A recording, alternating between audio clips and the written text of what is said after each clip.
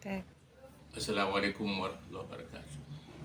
Mwanzo wa mwezi mtukufu wa Ramadhani tumeona video imewekwa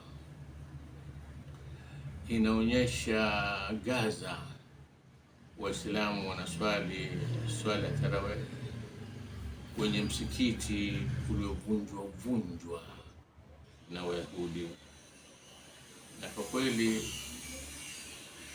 msikiti, kwa sababu palikuwa na msikiti lakini hapana jengo, ni kwa pale ulikuwepo msikiti hapo zamani, Waislamu pale wanaswali. Basi fikra yangu ikarudi nyuma sana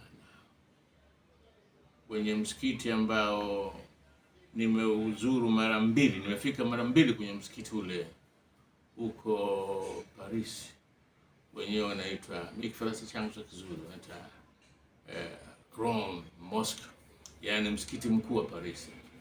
Na msikiti huu nilikuja kufahamu, nilikuwa na jirani rafiki yangu Ahmed Maulidi, mfanyakazi wizara ya mambo ya nchi za nje. Yeye ni mtaalamu wa lugha ya Kifaransa.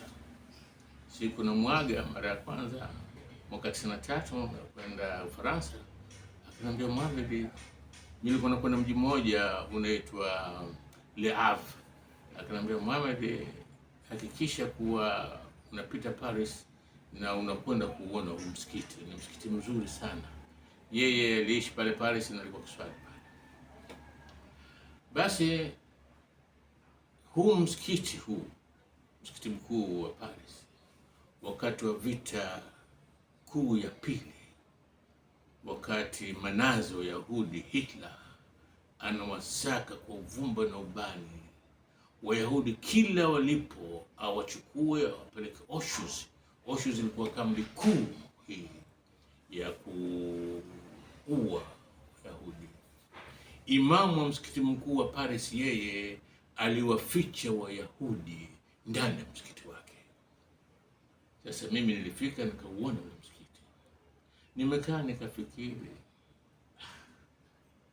hawa Wayahudi juu ya, na hadithi kama hizi ziko nyingi za Waislamu ambao walisimama kuwatetea Wayahudi wakati walipokuwa wanatafutwa na Ujerumani kwa kuuliwa.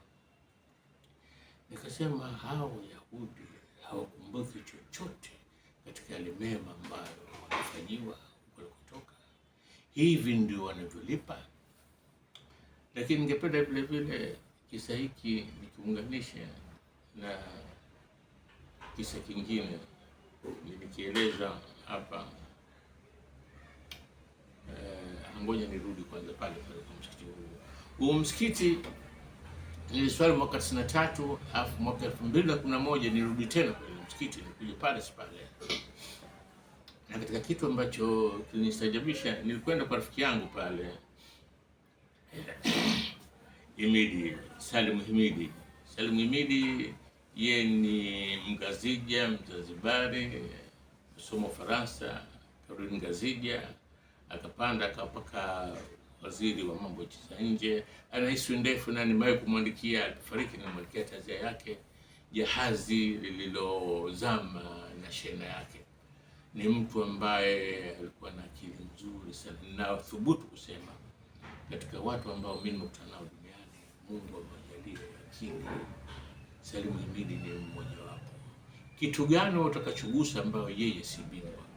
Ukienda kwenye Shakespeare utakuta, ukija kwenye siasa hiyo sijui Marxism, yani chochote utakachogusa Salim Himidi, yeye anasema Kiarabu, anasema Kifaransa, anasema Kiingereza, anasema Kiswahili, anasema Kiingereza, kiasi ambaye hafubwanye siku alimsikia African Union Salim anazungumza, ilikuwa UN anazungumza Kifaransa. Basi baadaye alikwenda kumwambia Salim, wewe ni mwanangu mimi. Basi ni mtu wa namna hiyo. Basi alinichukua tukuna kuswali Jumaa hapo msikiti mkuu, na tulishangaza atupomaliza kuswali vijana wengi Ngazija wakamfuata kumsalimia. Kwa hiyo inaonyesha kuwa pale Yeye baada ya serikali yao ile ilipinduliwa na Bob Denard kule Komoro, yeye tena kaondoka akaenda zake Ufaransa.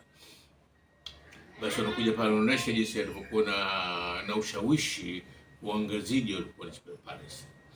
Basi akanijulisha kwao pale, akaniambia msikiti wa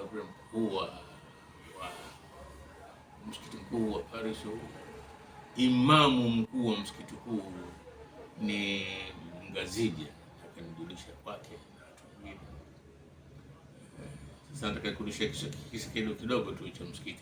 Nilipotoka Paris ile 2011, sio hii ya 1963, nilikuwa nimetoka Le Havre nikaja Paris, afu nikaenda London.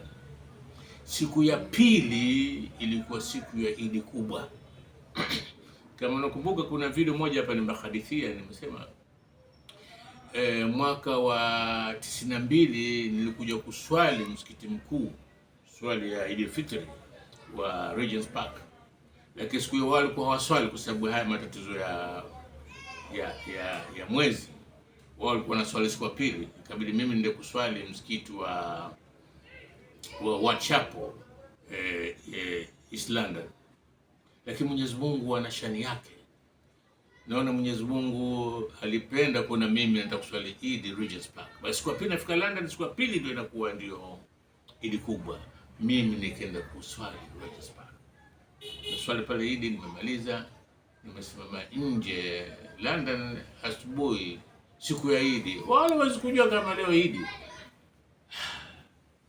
Sasa hapa mimi nitafanya nini? Basi nimekaa nje ya msikiti, nimesimama hivi.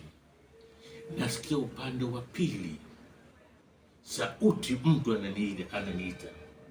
Tena ananiita kwa jina hilo, mtu akiniita najua mtu ananijua vizuri sana. Nasikia Sydney, Sydney, Sydney. Nageuka hivi, subhanallah. Namuona Shifa, namuona Nabii Asha mama mkwe wake na watoto wa Shifa. Basi haraka mimi nimefika barabara kule. Haya, Sydney lini umekuja huku? Nikamwambia nimekuja jana mimi. Ikawa kubwa na tukapiga picha. Hizo picha leo kwa tazama watoto ni wa mama sasa hivi na waume zao. Alhamdulillah. Nilikuwa nataka kusema hichi kitu tu, kwa ile kukosa kuswali siku ile fitri ya Mwenyezi Mungu, alhamdulillah alikuja kunilipa, nikaja kuswali Regent's Park Mosque siku ya Eid kubwa. Lakini Wayahudi ndio hawa. Assalamu alaikum wa rahmatullahi.